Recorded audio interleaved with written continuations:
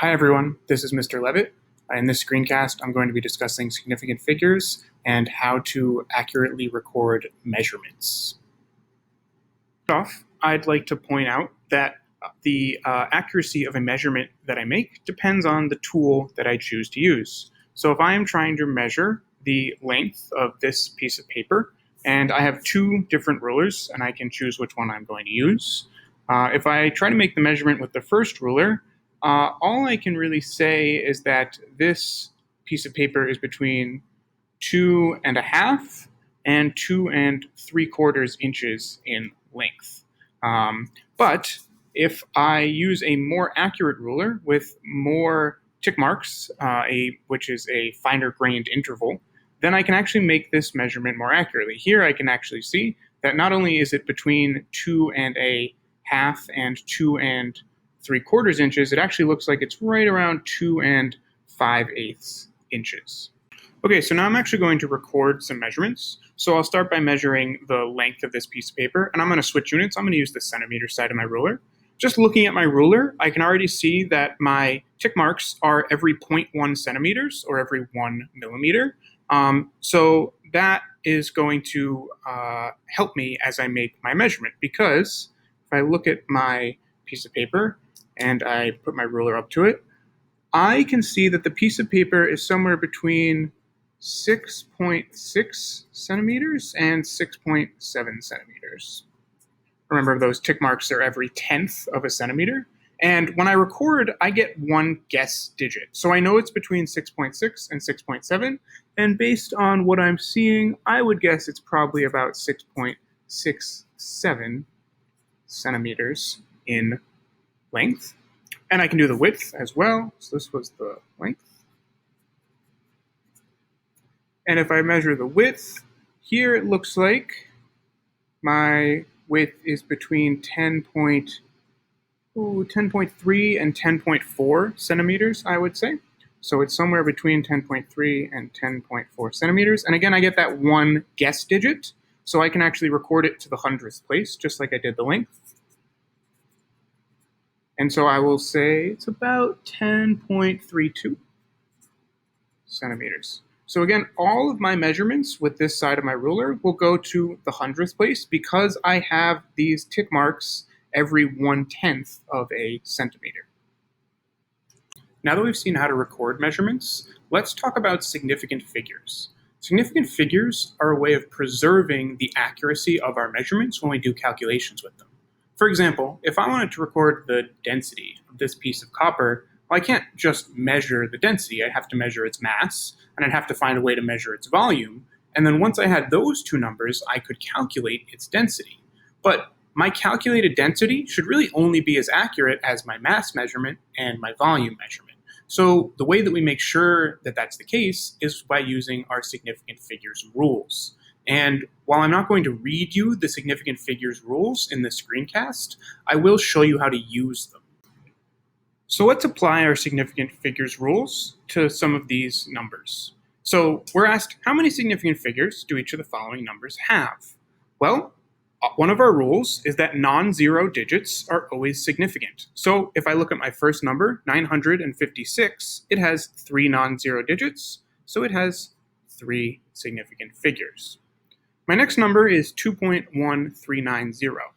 One of my zero rules is that trailing zeros are significant only when there is a decimal place in the number. So in this case, my trailing zero at the end of the number is significant.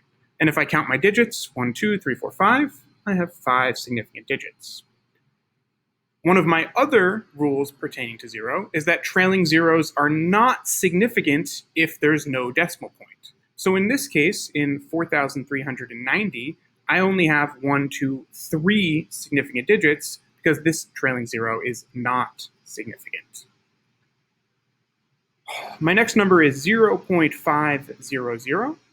Now, one of my zeros rules, again, is that leading zeros before the decimal or after the decimal, as long as they're leading zeros, they are not significant. So this is a leading zero. That zero does not count. These are trailing zeros. And because there is a decimal point in the number, these last two zeros are significant. So I have 1, 2, 3 significant digits in this number. 500, these zeros are trailing zeros and there's no decimal point in that number, so there is only one significant digit in 500. Now I have some scientific notation, 5.9 times 10 to the fourth. For scientific notation, I'm really only going to look at the number to the left of my times sign, my multiplier sign. So all I need to count is the number of significant digits in this part of my scientific notation, and 5.9 has 2 significant digits. Number 7. Here I have 3 zeros that are in the middle, that are in between 2 non-zero digits. So my leading zero, we've already learned that leading zeros are not significant, but these 3 digits in the middle, these 3 zeros in the middle, those are significant. So we have 1, 2, 3, 4, 5 significant digits. 1.7 times 10 to the negative 3. Again, we have scientific notation. We'll just look at the 2 digits to the left, 1.7, so there are 2 significant digits there. Number 9, 650. This zero is a trailing zero, but I still have a decimal point in my number, so that zero is significant. So I have 1, 2, 3 significant digits. And one more scientific notation, 4.150 times 10 to the negative fourth. I have 4 significant digits here because this zero, even though it is trailing, there is a decimal in the number. That zero is significant, so there are 4 significant digits in that number. Let's do some calculations with significant figures. My rules for addition and subtraction are actually a little bit different from my rules from multiplication and division. So let's start with addition and subtraction. My rule for addition and subtraction is that if I add 2 numbers, the result can only go to the place after the decimal point as the number that has the least places after the decimal point. So let me show you what that looks like. If I were to add 6.254 plus 3.7 in my calculator, I get 9.954 centimeters. But my significant figures rules say that my answer can only go as far as the tens place, because 3.7 only goes to the tens place. So I have to round, and I'm going to take this result, and I am going to look at the number after the tens place. So I know I'm going to be rounding to the tens place, so I look at the number in the hundredths place, and that number is a 5. It tells me to round up.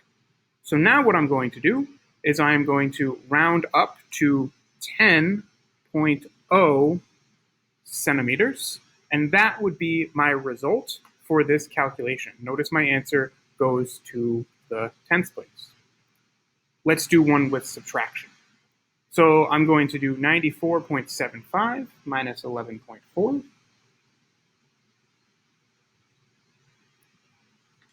And that's going to give me 83.35 centimeters.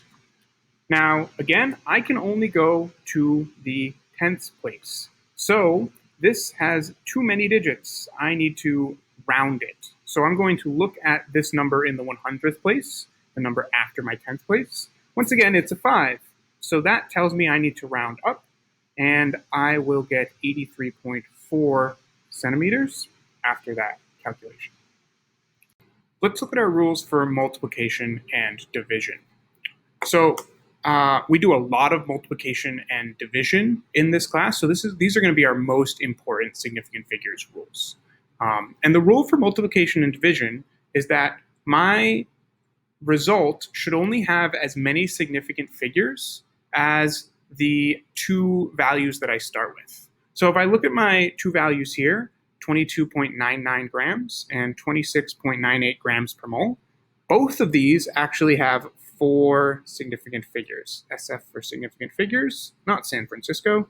So both of these have 4 significant figures. And then I'm going to do my calculation. And when I put this in my calculator, 22.99 divided by 26.98, I get 0.852112676, which is too long. So I am going to look at my fifth digit because my answer should only have 4 significant digits. Here, let me write this down so I can show you what I mean.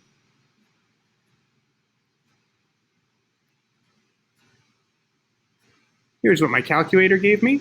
My answer should only have 4 sig figs. So I'm going to count 1, 2, 3, 4 sig figs. My fifth digit is this 1. It's going to tell me how to round. Because it's a 1, I round down.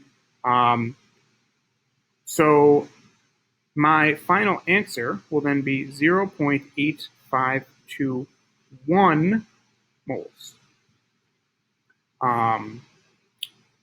Notice that I have 4 significant digits in this answer. This 0 is not significant, and that matches the fact that each of these had 4 significant digits when I began. Now let's do my final calculation, which is multiplication. I have 12.43 grams times 6.94 moles per gram. I'll put this in my calculator.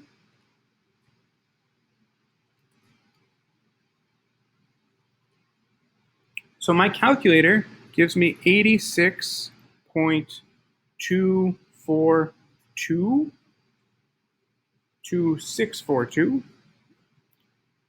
And my answer can't have 6 significant digits. It can only have as many as whichever of these values has the least number of significant digits. This has 4 significant figures. This has 3 significant figures. So my answer should only have 3 significant figures. So what I'm going to do now is I'm going to count. I've got 1, 2, 3 significant figures. I'm going to keep all of those places. And then this 6 is going to tell me how to round.